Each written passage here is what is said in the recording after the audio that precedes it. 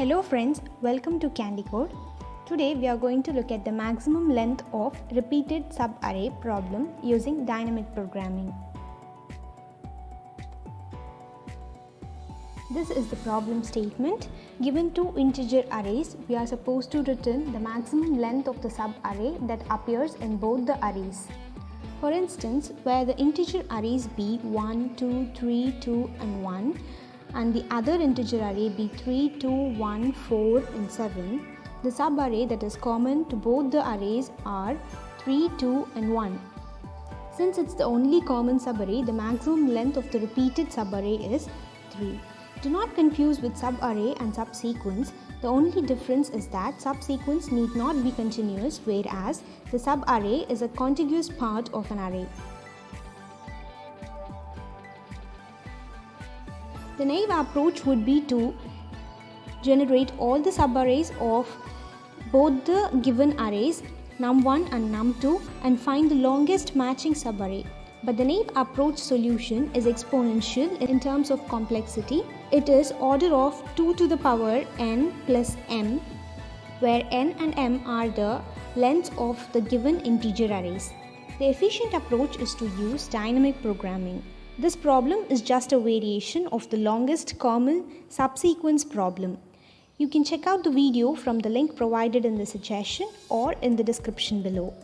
Now let's move on to the dynamic programming approach. This time I have considered another example.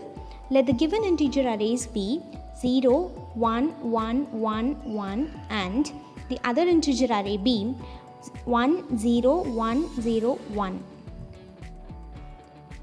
We begin by constructing an integer array, let's say it as memo, with m plus 1 rows and n plus 1 columns, where m and n are the length of num1 and num2 respectively, and let's initialize this memo with 0.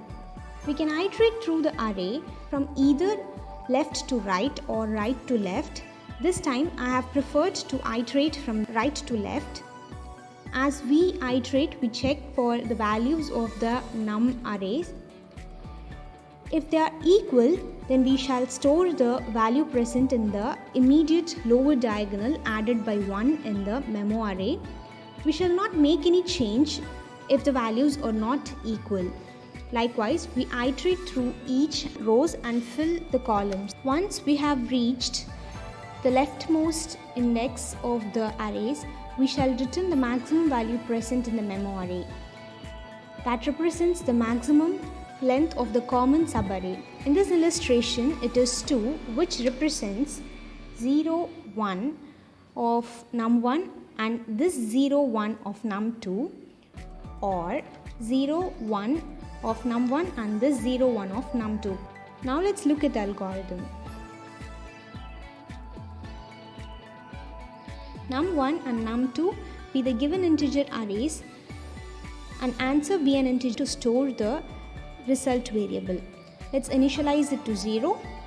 Let memo be the two-dimensional vector array.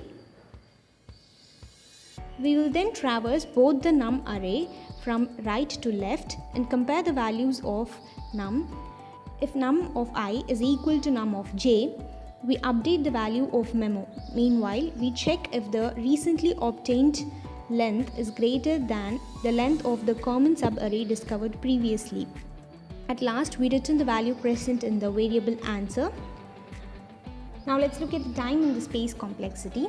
The time complexity as well as the space complexity are order of m cross n, where m and n are the lengths of the array num1 and num2 respectively. The outer loop that iterates for m time and the inner loop iterates for n times, therefore the time complexity sums to order of m cross n, whereas the extra space we have used for memo takes up the space of order of m cross n. We can further reduce the space complexity to order of n. If you're wondering how, I'll give you a hint. To fill each row, we only need the row succeeding it, which means we can reduce the size of memo to 2 rows and n columns. If you're still wondering, please check out the explanation video linked below. For complete code, do check out the GitHub links provided in the description. If you really find my videos helpful, please hit the like button. Also, do not forget to subscribe. Thanks for watching.